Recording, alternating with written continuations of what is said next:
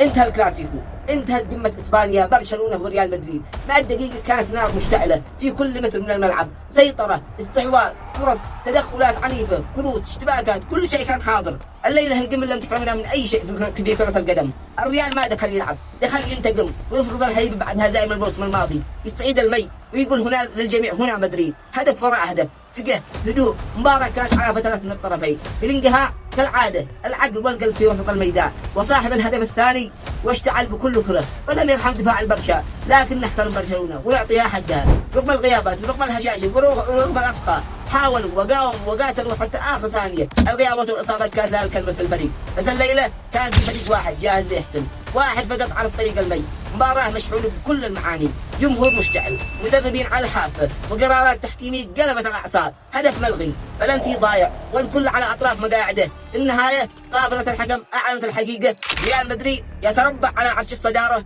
والملكي يكتب فصلا جديدا من أسطورته. وهكذا انتهت الحرب لتبدأ من جديد في الكلاسيكو القادم. هارد لك للكتلان، ألف مبروك لجماهير الملكي وجماهيره. في نهاية المقطع أتمنى منكم الإعجاب والاشتراك لنصل لأول 1000 مشترك في القناة، والسلام عليكم ورحمة الله وبركاته.